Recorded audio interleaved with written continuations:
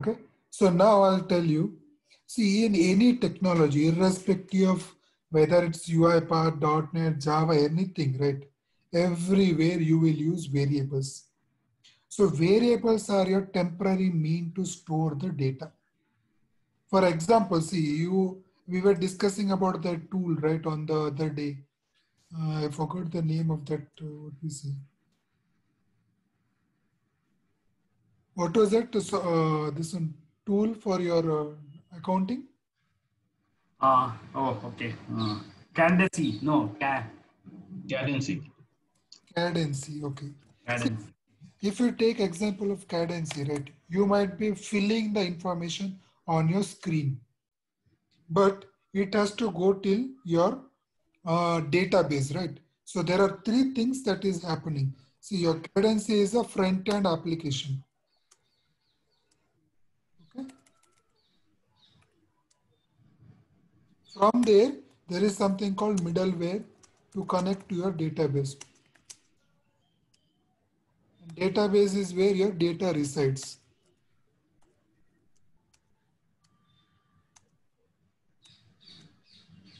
So now, for us, we are only using the front end. So we don't know also what is happening in the back. So this database, right, it can be any tool. It can be from Microsoft, it can be from Oracle, whoever can provide it. It can be from Google, anybody. So now, how do you connect these two? So there will be something called middleware tools. So now your data that you update on your application, right, you temporarily store in your memory here. Through middleware, you connect to your database. And then you pass the value and store it here permanently. So that is what we do here within your application, right? To store the data temporarily, that is what we call it as variable. So your data can be of multiple types.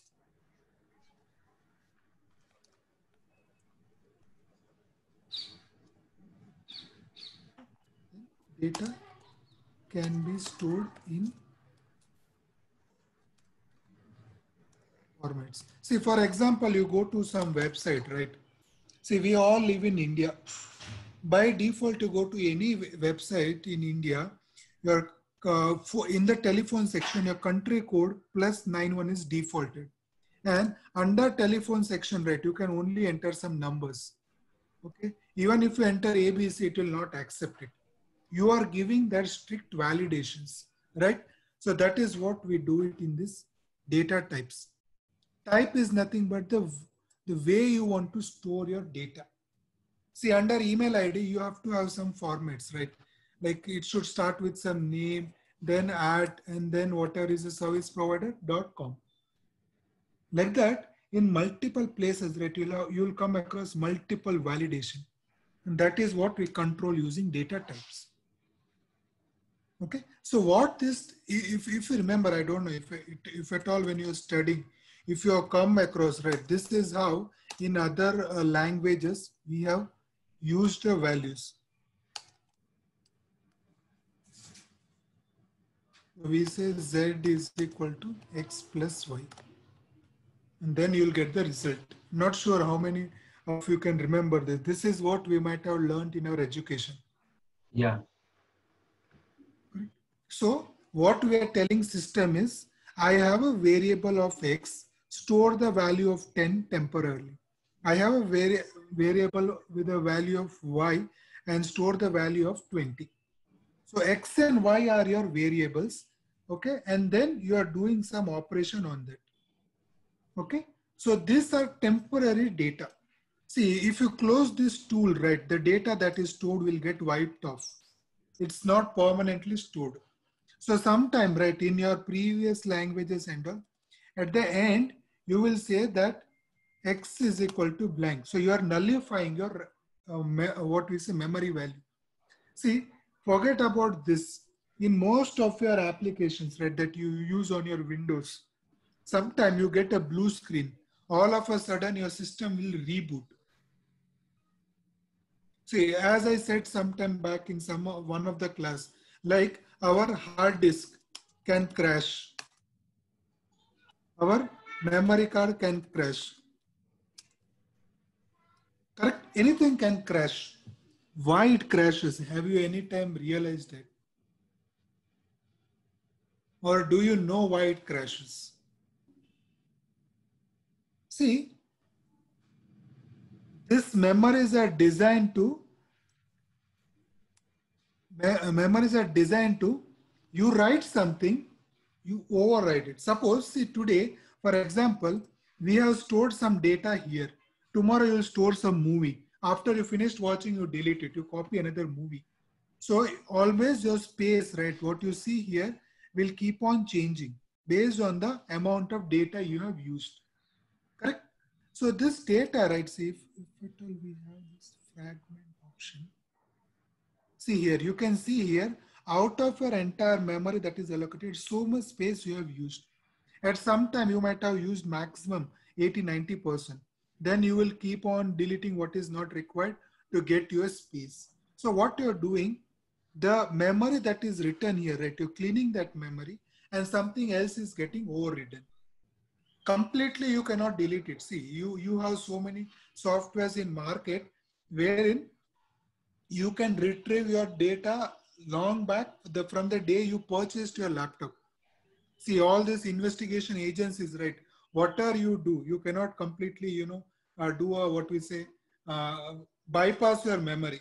From the day they have fitted this disk in your laptop, right? They can recover every set of information.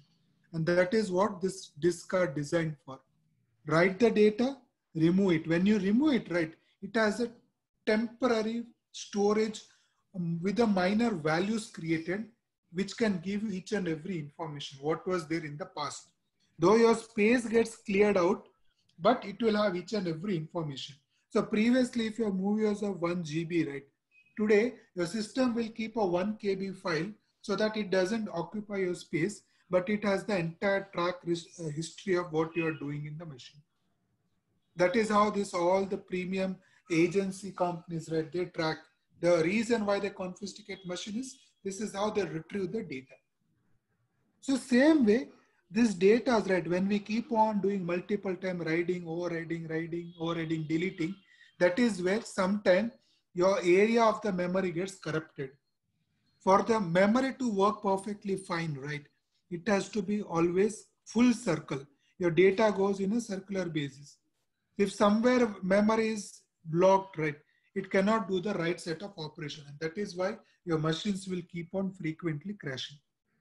And that's why they reinstall OS. Sometimes, if at all, some file is blocked by some program. So when you reinstall your operating system, it's a complete reset up. So it might clear the memory and it will allow you to proceed. But still, if it doesn't happen, it's a permanent damage. You have to replace your hard disk. You getting me? So this way, all your operation that we do, right, that is temporary. So coming back here, so that is why we have this function. At the end of our process, right, we always nullify our memory. That's the best practice in any technology, not only in UiPath, but in any technology. During your process, you utilize the memory. When you don't want, you free of your memory. If you keep on holding your memory, right, what happens? At the end, you are left with no space. You getting me? That's the entire concept of this memory. Temporary also you have to remember, right, somewhere. See, for example, see, you're working on some assignment. As far as you are not completed, though you are not directly looking after it, but somewhere it is connected to you. Maybe you might have worked on that project for some time. Okay. Now, until it is not over, it is not handed over to client, somewhere in your mind it will be there, right? What is happening? Okay, how it is going on? Everything will come across your mind. So until it is not delivered, it happens. Once it is delivered, you get a feedback from client. That's it. You're done. Your part is clear. Like you don't have to now remember what happened. Correct? So you are a free up person. Same exactly happens here. During your process, you want to remember. Once it is done, we clean up our memory. Fine. So that is what we do here in the variable section. So variables are used to temporarily store your data. That's the first thing. Then as Rameshwar said, right, your memories that or your variables, right, it can be public or private. So what is public and private? So yesterday we were discussing, right, if I don't want somebody, my authority to access my design or code, how do I restrict? So that way, these variables are also like, you can define the scope here. We'll come to that. So with that, you can restrict who can access my value, who cannot access. But for a variable, right, your variable values cannot be accessed outside this file. Anybody. It is limited to one particular file only. Okay. So your variables cannot be accessed by anybody else. And that is what we call it as scope. So it's the boundary within which you're going to access it. And next, so we have 4 options here. Whenever you want to create a variable, right? So currently, there is no boundary in our project. That is why it's not even allowing me to create a variable. So first we'll create one sequence. See here, the moment I created some sequence, right? I got a space here to enter or create my variable. The moment I step out, I don't have permission. That means this will become my boundary. Okay. So here we have 4 parameters: name, type, scope, and default. So name can be anything. Whatever name you want to give, right? The variable name, it can be anything of your choice. But according to UiPath's best practice, right? They always recommend that for variables, we start with var and give something of our choice, the name that we want. Or you can do like this also. The reason for this is whoever goes through our code, right, they'll always come to know that this is variable. Got it? It's for the easiest representation. And across your industry, if you go through, like you go to a different company, somebody who has worked on it, they might have left the organization. So for you to work on it, right, if the common practices are not followed, you end up spending huge amount of time to understand the process. Correct? So that is why we have something called common formats. So one among them is this. Always we prefix variables with VA or V. Okay. So now you can give anything that you want here. If I select this, I can give variable first name. Select this. I have created a variable. Name can be anything of our choice. There is no restriction. But you cannot have a space between your variable names. It is not allowed. You can have underscore, hyphen, whatever you want, but no spaces allowed. Okay.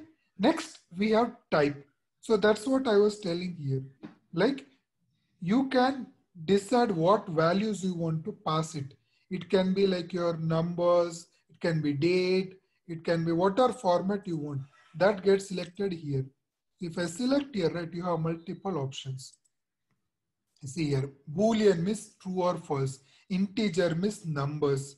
String means it is alphanumeric. It can store alphabets also. It can store numeric also, a special character also. One more thing that will get it is generic value.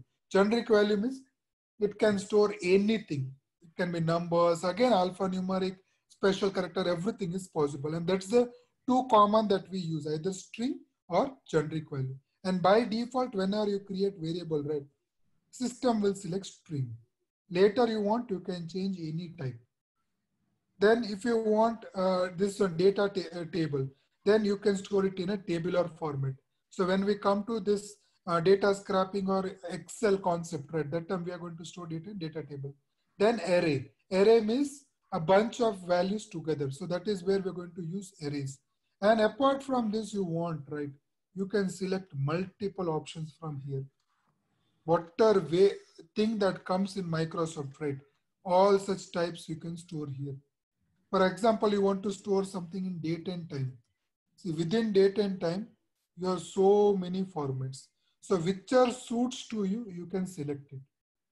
Say I want just date and time, so I will select this. So you can see here now it has given me date and time option. Like this, you can select anything that you want of your choice. Okay, so that's the type. Type is the value with what you want to store in this variable. So if you give integer, right, then you cannot store alphabets inside there. So then this name cannot have an alphabet. This is how they really restrict in your application. So by default, if they're allowing you everything, means it's a string. Then comes the scope. This is what is the important factor. Scope is the boundary within which I'm going to access this my variable. See, the moment I step out, right, you don't even see variable, though we have created, because we are not at all in that boundary. Which are boundary I am and what is applicable to that boundary, that variable will only get listed here. I can have multiple boundaries within my project or within my this particular process. For example, see if you want like this, right?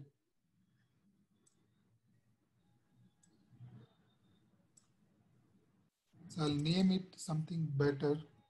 I'll say this global. Global is like main, beyond which there is nothing. See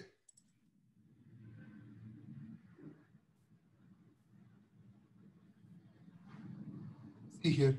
Now I have global 1, 2. So I have different boundaries. So whatever is global, right? So that becomes your parent. So if your parent is having the access, your child will default have the access. Okay. Suppose I make it specific to my child only. That is what comes here. What we say? The public and private that we are seeing, right? Yeah. So suppose I say that it is only accessible to 2. Means my boundary cannot go beyond 2. So if I go to global, I cannot access. See here, it's not visible. If I go to 1, also not visible. That means I'm restricting here based on my scope. Scope is the boundary within which we access it. Say for example, right, most of the people, right, they stay in apartments, right? Now, in one floor, you might have multiple houses. See like this, suppose I'm assuming that I have multiple houses in my floor. See, this is your floor, okay? This entire is your floor.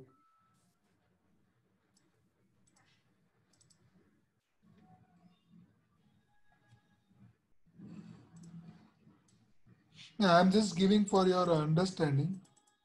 So your name can be anything. So now you assume that this global is your floor. In one floor, you have multiple houses. Okay. So now the outer area, right, global is common to everybody.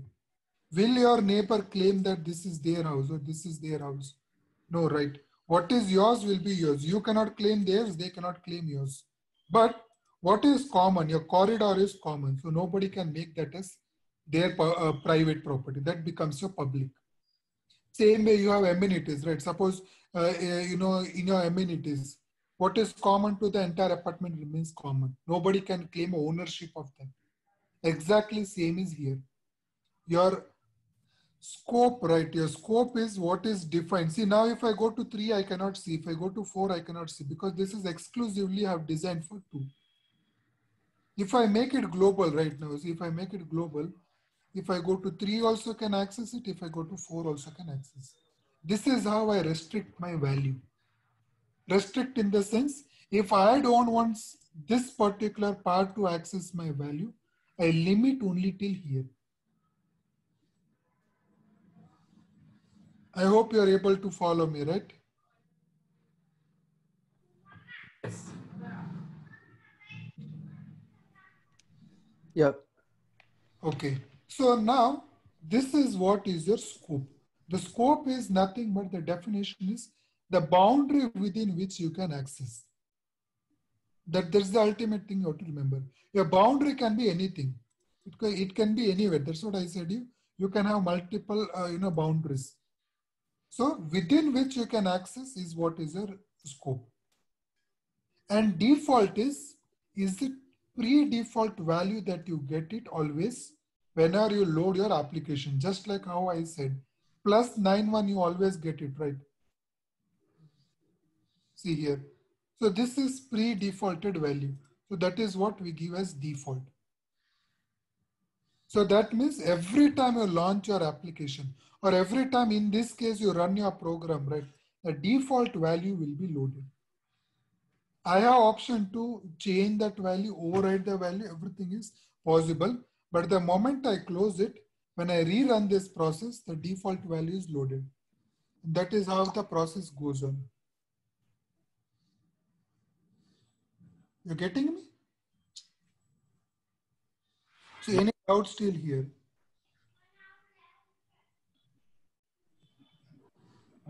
Milan, I'm not okay. I'm not trying to put the pieces together in terms of the whole purpose. In terms of regarding this, I mean, with an example would. Okay, maybe I have to just wait and just watch this thing. All right. No, you can tell, no issue. You can tell me. No. So I'm not understanding the purpose of this, the whole thing. I mean, why are we doing this in terms of? I mean, let's say automation itself. Yeah. From this perspective, where are we coming? I mean, how are we coming to this is the question. How are we coming to this? No, I think it's the usage of where is our automation focus, usage of this. Is that the question? Yeah. Okay, no, why do we really need it? That's what is the Why do we really need this? Correct. Okay, see, okay, yesterday we were telling, right, I have a SAP application, I have a Cadence application, okay? So now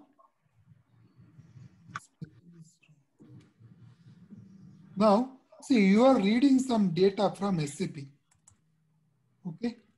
Directly when you read, right, you simply cannot update it directly to a Cadence application. There has to be intermediate where the data is stored and passed. See, these both are two different applications, correct? Okay. So now from here to here, how do you pass? See, for example, I'll tell you the example here. See, this is your house, this is your neighbor's house. You have cooked a special dish, you want to share that with your neighbor. Do you take that in your hand and go, or you use a plate as a medium? Or some vessel or some utensil as a medium to share it? Yes. Correct? So if it's a liquid, it will drop from your hand and it will completely get emptied by the time you reach your neighbor. But if you take in a vessel, it doesn't harm you, right? That is what we are doing here. Between two things, right? There has to be something in between to pass from here to here. It will hold temporary. See, vessel is just a temporary, it's not permanent, right? Once you pass it here, they can also take it in their vessel. They can directly finish in the vessel that you have given. Anything is possible. That is not the issue, correct? Right. So exactly that is what is this. So what we are doing is, we are just passing the value intermediately using these variables. Okay. See, for example, yesterday we said, right, I wanted to update this data in my Google form. Suppose here is my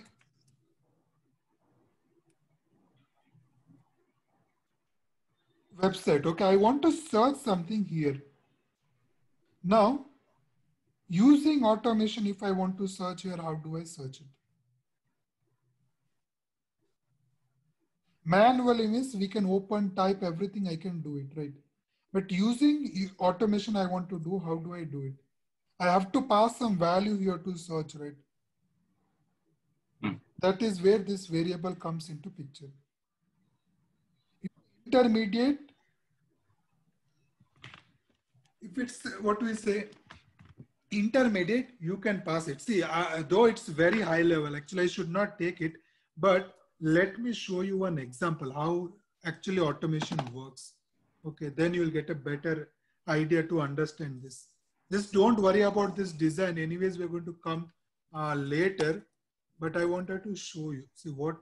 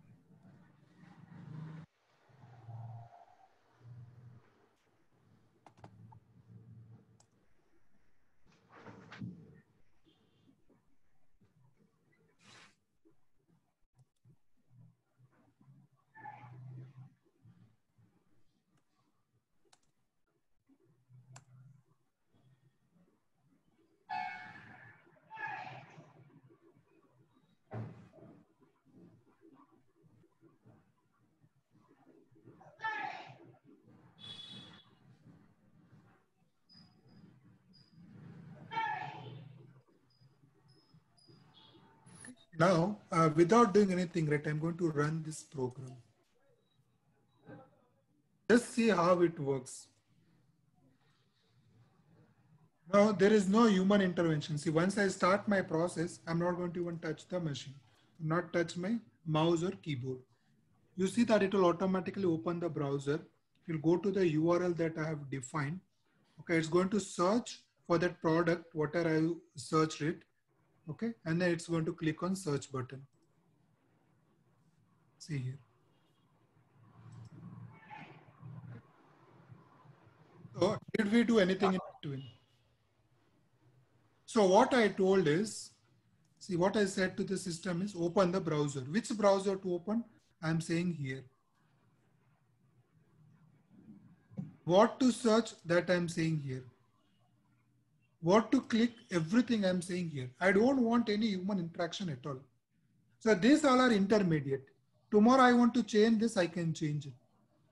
This never remains permanent. This will keep on changing. So they are all your temporary. See, suppose I say like,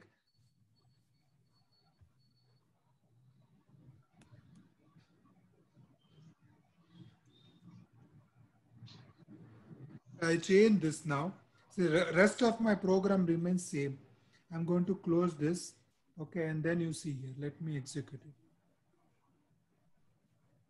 See what I'm doing. I'm just processing my request. See here, I can do whatever I want.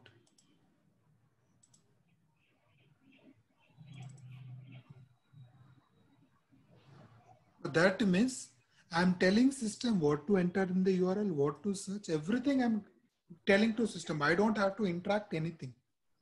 Or suppose I want to extract this value right from here, that also I can do it. Suppose we came to yesterday this Gmail concept, right? In Gmail, you want to pass your username and password using automation. How will you do? You have to use variables or arguments. See, suppose I'm here, right? How do I pass my values here to sign in? I don't want any manual interaction at all. If I do manual, then I'm not going to get any savings to my project. Because then it's again the same story, right? Your human can take whatever time they want. I want a definite results in a definite time interval. How that we can achieve, that is what is our target. So that's why this variable, it is there in all the technology. Whichever technology you say, these variables are your way to store your data temporarily. You can see when I change from watches to Myntra, right? Your value was not watch now. It instantly changed. Now, so what it is saying is when I start my process, will load this default value that I said. At the end of the process, it will nullify. Again, when I run this, yes, it will value until unless I have not changed it. You're getting me now? Yeah. So this is what we do in real time. As I said, when we have to interact with whatever app, even if it's a single application, I want to update some data from here. I want to copy and update it in my application. So temporary medium has to be there. The temporary medium in all the software technologies variables. You go to any technology, irrespective of it can be any platform across the world. Whichever technology that exists, right, there is a concept called variables, and that stores your data. You can take .NET, C, C++, Java, Python, whatever you take, machine learning, AI, everywhere, variable is the one that holds your data temporarily. Because why again we are saying temporal is, it's not a permanent, the values can keep on changing, right? Until you don't change, it remains every time in your execution.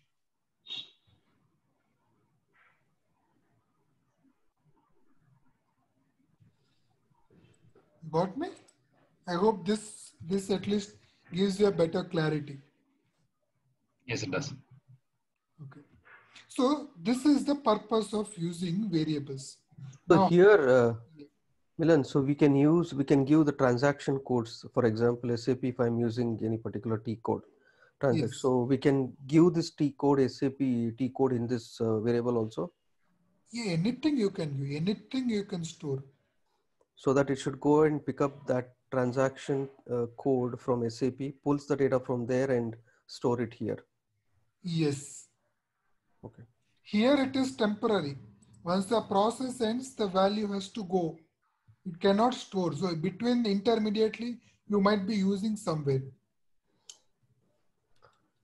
See, for example, I fetch this value from my browser, the sign in part. Okay. If I don't use, what is the purpose of it? See, for example, let me do that here.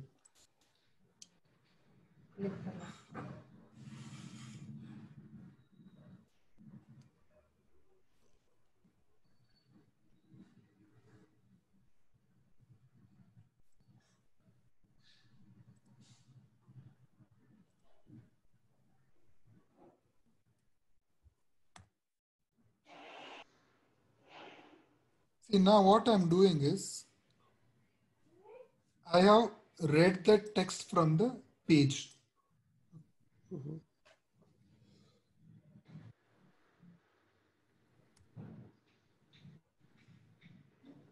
See, I am reading that text. Let me first show you.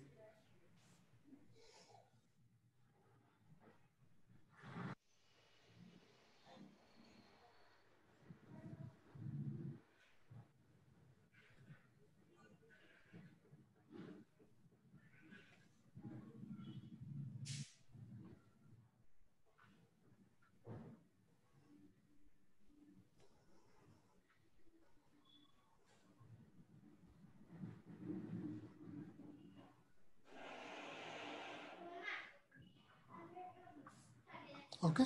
Now I read that value.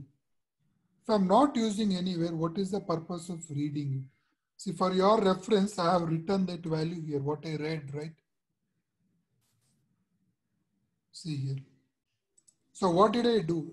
To even display it, right? Intermediately, I stored it on one variable. See here. The whatever I, okay, whatever I read it, I have stored it in one variable. That variable I'm using to print it here. If you look at, I have created one variable, text. I'm not defaulting anything. What is coming in real time, that is what I'm reading, I'm displaying to you. So same way, if at all you're reading something, you have to have some use of it. Simply reading makes no sense to us, right? So that way, there has to be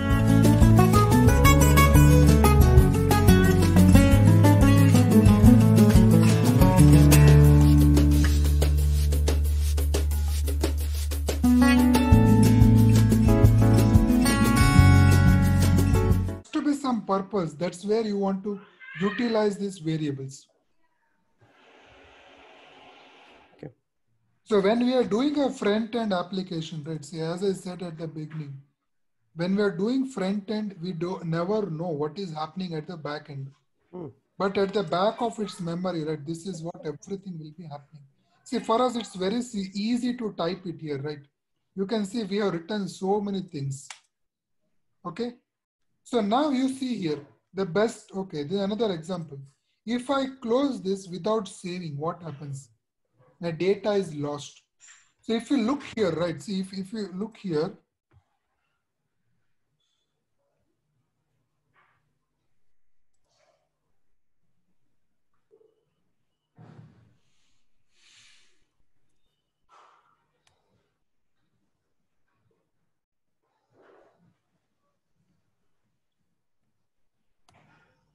see, there is one temporary folder in your everybody's machine. Okay. These all are the temporary files that happens from the time you started your laptop till you shut down. Once you shut down, right? Okay. These files will be gone. Again, it will create new. All these are temporary. They are not permanent. See, can you show me any file of 2019 here? Not even single. If you look, everything is within last 3 to 5 days. That means all these are temporary created. The moment you shut down your laptop, you don't need them. If I don't save this file, right, when I restart my laptop, will I get this file back? Correct?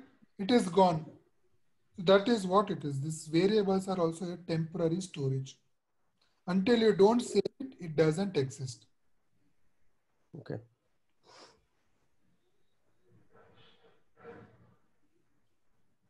Okay. So these variables, as I said, we're going to use it to store the data temporarily. Now, how do we use it? What are the different ways, right? Let's see it. So one way we have seen, right? How do we assign the value to our variables? Here we have seen, right? Suppose I want to define my values. So how do we assign? We have seen. Suppose you want to get real-time value. How do you assign? That also we have seen. For example, right? See, in your website, you have a box saying enter your first name. You enter it. It is storing somewhere, right? How it is storing? Let us see that example.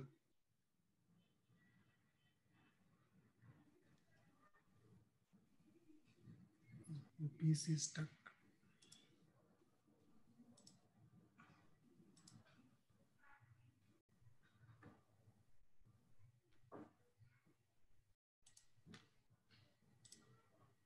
Okay. See here. I'll show you one example. There are different ways that we can assign the value. So one we have seen is using default assignment. Correct?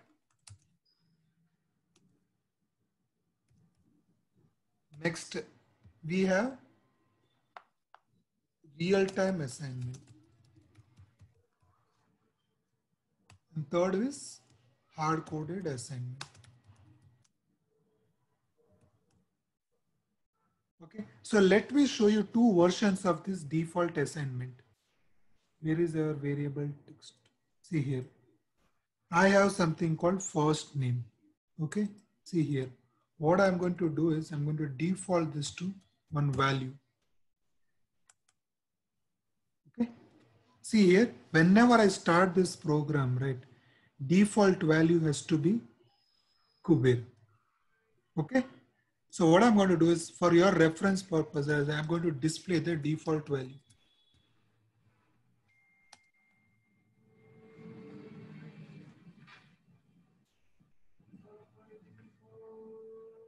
Variable first name.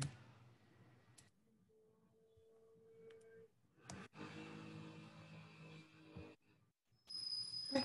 So what's the value that is going to come here is Kuber. Now, see here in my program, I can change the value, right? I'm going to change my value now here. So now I'm going to say my first name, same variable. Say I'm not changing the variable. I'm using the same variable here. Initially it was Kuber. So this time I'm going to change. I'm changing to Rameshwar. So if I print this again, right, now the value that will be holding will not be Kuber, but it will be Rameshwar. Again, when I change this to new value, right? Okay, it will be Kiran. And if I display it, see here, my variable is same. I'm having a multiple value. So when I started, it is Kuber. Okay. Next, I updated to Rameshwar, and then I updated to Kiran. See, now I'm going to show you two scenarios. Now closely observe it. When I execute this process, right, for the very first time, just tell me what will be the first message box value that will come. That is Kuber, correct? Yeah. Now you see here,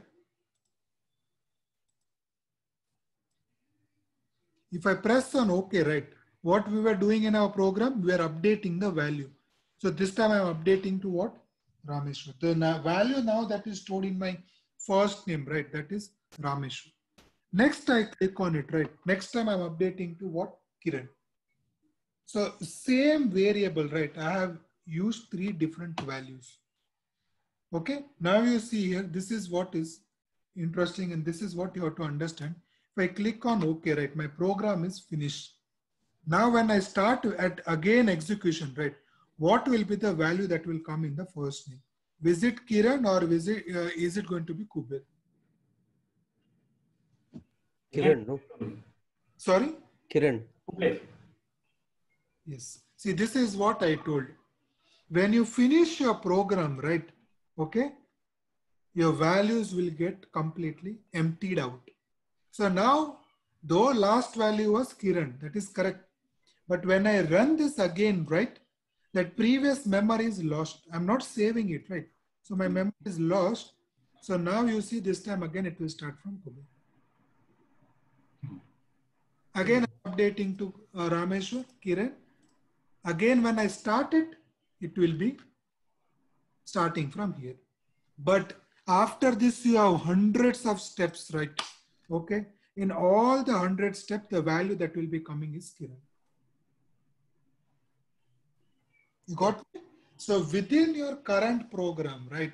Once you modify, that is the value that is getting stored. So one thing, okay, I think, see this value, it will never get updated automatically. Default will always remain default. Milan, you're saying that without calling it out itself, it'll display Kiran, you're saying. I mean, in the future steps. Yes, yes. It will take most updated one. Yeah, the most updated one. Wherever now we are going to use your first name, right? See here. Okay, I'm going to print this 5 times after this. See, I'm not doing any change now. Okay, let me print multiple times the same value for your reference. Okay, now let me execute this. See. So initially, what we are going to get? Kuber. Yes. See here, first time we got it, Kuber. That's when we started our process, and that's what we had defaulted. Next time we updated to Rameshwar. Now you see every time that in the same program, right, I'm going to get Kiran. Once I end it, again, it will start with a default value here.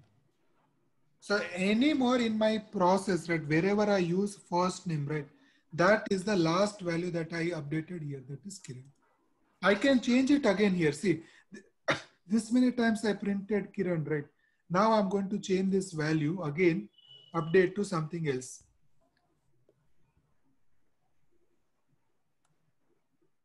You see here, this time I'm going to give some different value. What do you want me to give? Milan. I'll give Milan. See here now. I'll print this same variable for your reference. Okay. Now you execute and see here. So initially, as I said, because a previous program ended, it will start with Kuber. Okay. Next is Rameshwar. See, in between multiple times, wherever I used, it was Kiran. Now, whenever I update it at the last, right, the value gets changed. Got it? So the values can change. It's never a constant. See, it's like this. You're updating application, you're going to give your name and your phone number. Somebody else updates, they'll give their value and their number. So for us, the variable is what remains the matter. The value will always keep on changing. Because as somebody said, right? See, when I have to pull the value from SAP, for one application, I'll have one set of value. For second application, I'll have second set of value. So that way it will keep on happening. Correct? So what it impacts is your value. Your variable is always the same. The value can keep on changing. You getting me? Yeah. So now you see here, since this is a global, right? I can use anywhere I want. Suppose I restricted something to here only. Suppose now you see here, I want to use this variable. Okay, same variable, first name. Okay, so I can use it. See here, I can give another set of value here. What do you want me to give?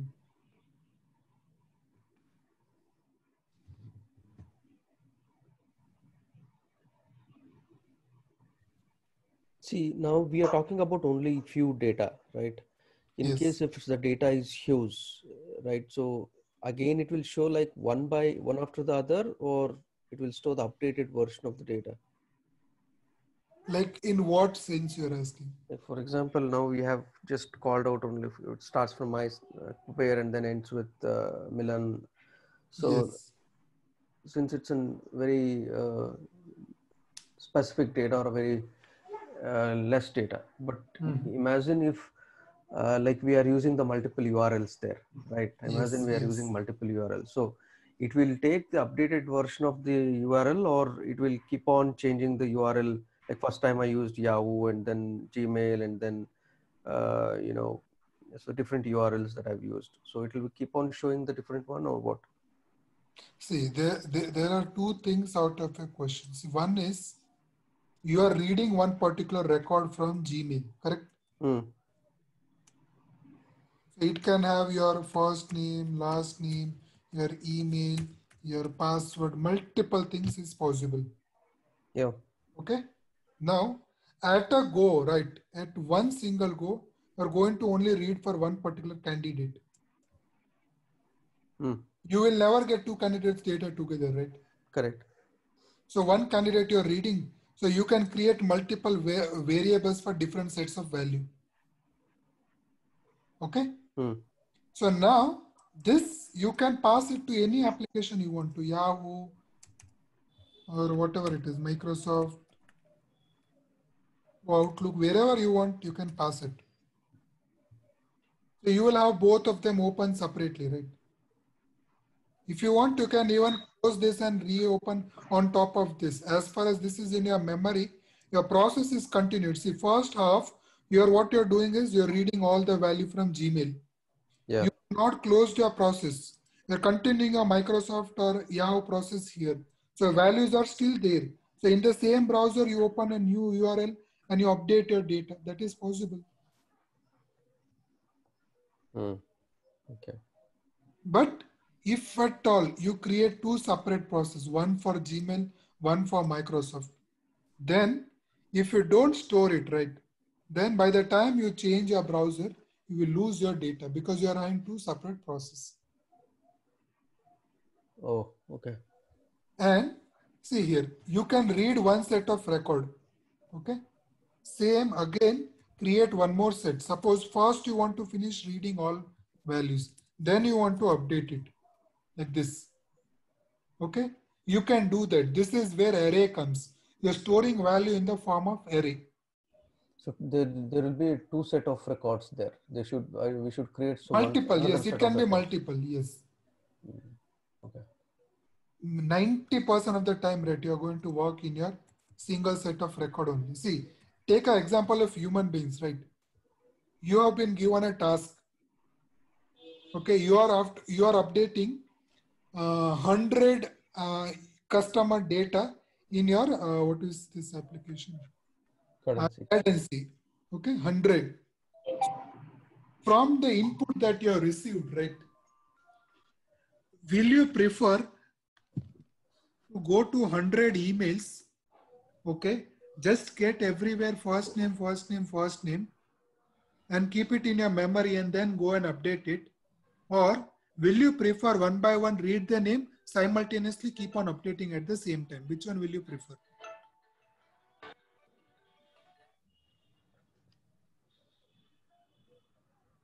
Hello?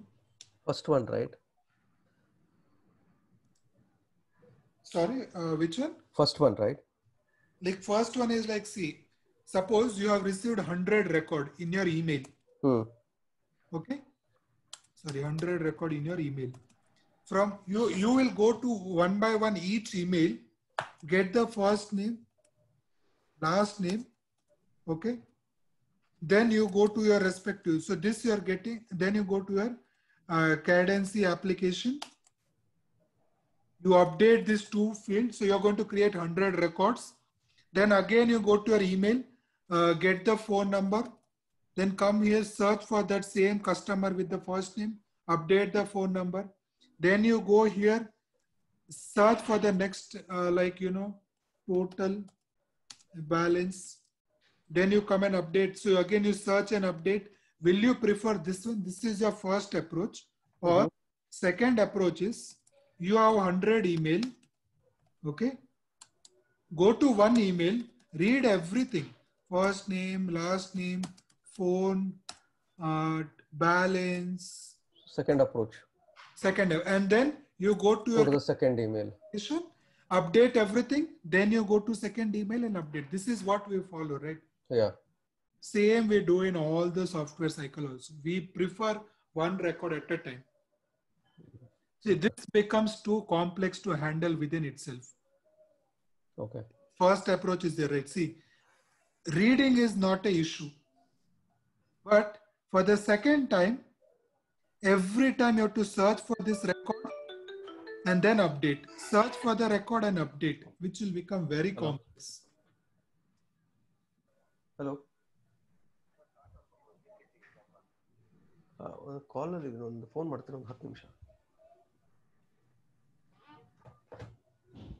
Okay, so see, every time you have to get this first name, search here, update it. Remember this, update it. It will become too tedious. This is where your logics can go wrong. Suppose you might have already created a search record. You might have already created by this name. Suppose I already have a record here by the name Kuber. But since due to slow network or your application not loading in time, it says no record found. Though record exists. What happens? You cannot update data completely. Again, it might end up creating, when it creates, it will say that record already exists. So software will get confused whether record exists or doesn't exist. Yeah. This is where we follow this approach. Any software cycle, we follow this approach, which is the best, and it's the one that works very smoothly and effectively. That is why whatever might be, whatever is your data, right? We all do at one go. It can be your first name, last name, everything. Read once, then update wherever you want. Okay. Got it? Yeah. So now, before I go to the next one, right? Before I go within variable, tomorrow also we'll be continuing with variable. So what I want you to do is, I want you to try all this option. Whatever we have done today, right? Default value, you can use it. So I'll tell you here what I have done. See, this message box is there, right? Message box is only to display value on your screen as a box. You will remember we saw one message box on our screen right here. So this message box is only to show a message box. Like we are telling user what is the value stored in this variable. It is not storing anywhere the value. Message box is only to display the value on your screen. So many people go wrong. They assume that we are storing the value. No, we are not storing. We are only displaying it. And you saw that in one more project, I used a write line to display value in my output panel. Correct? So write line, suppose I do a write line with the same value, right?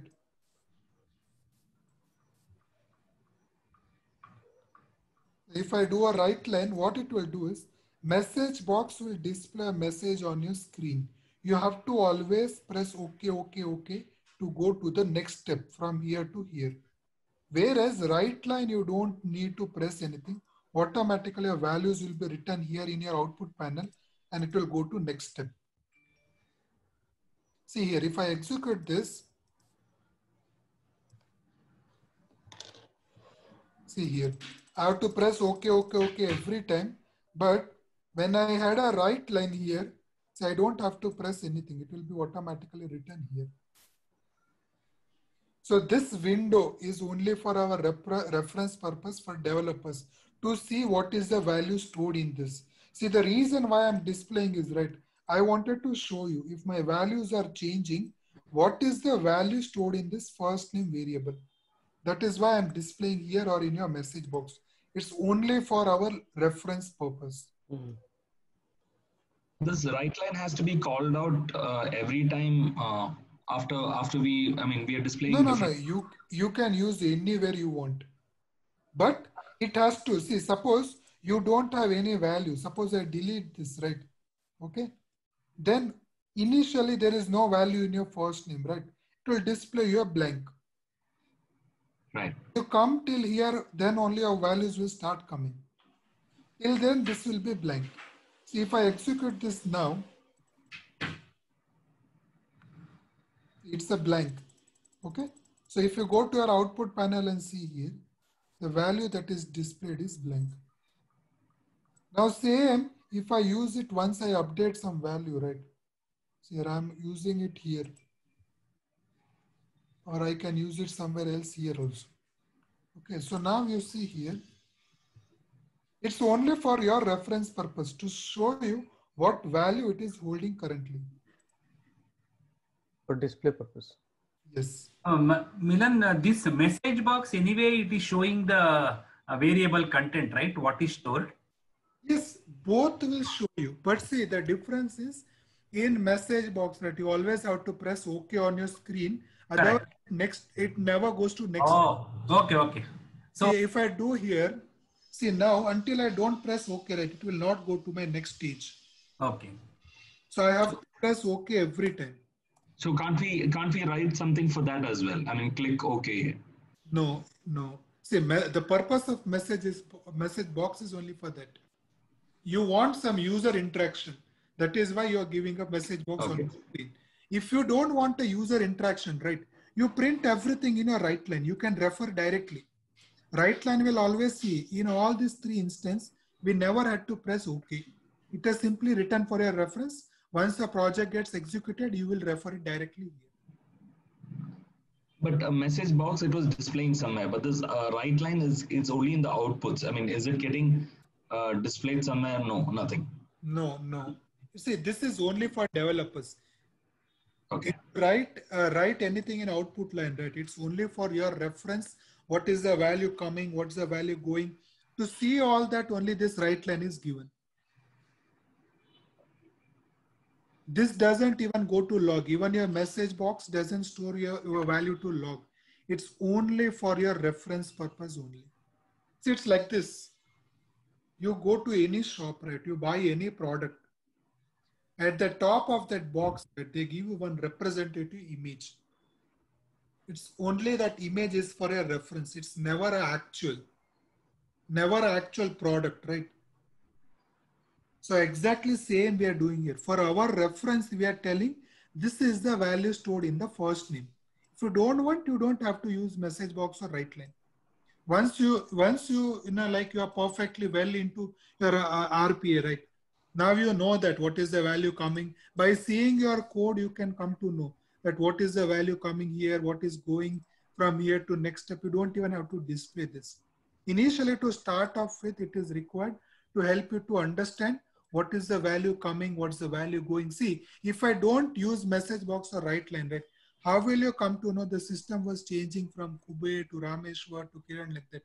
You will never come to know, right?